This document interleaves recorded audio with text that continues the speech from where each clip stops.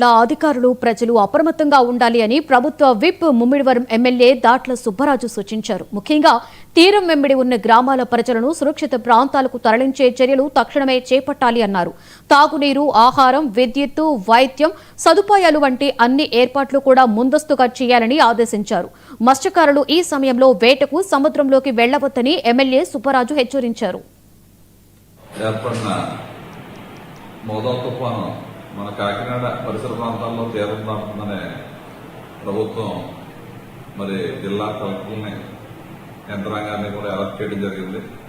ప్రధానంగా మన తీర ప్రాంత గ్రామం మత్స్యకారులు ఎక్కువ నియోజకవర్గం కాబట్టి మన నియోజకవర్గంలో ఉన్న మత్స్యకారులందరూ వేటకి వెళ్ళకూడదు, తక్షణమే సముద్రంలో ఉన్న అందరినీ రప్పించాలని చెప్పి మత్స్యకారు సోదరులందరికీ చెప్పడం జరుగుతుంది.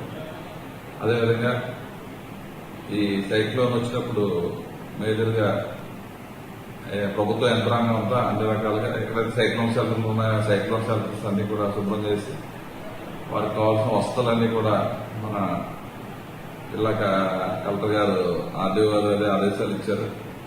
అవన్నీ కూడా శుభ్రం చేసి ప్రజలందరినీ కూడా అప్రమత్తం చేయాలి.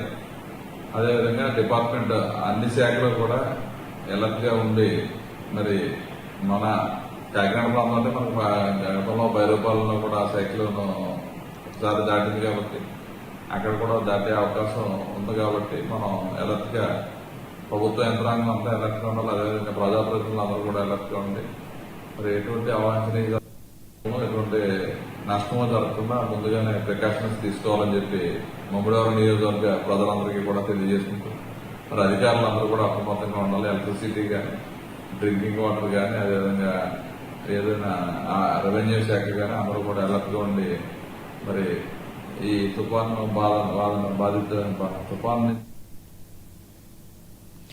BRS party దిగజారు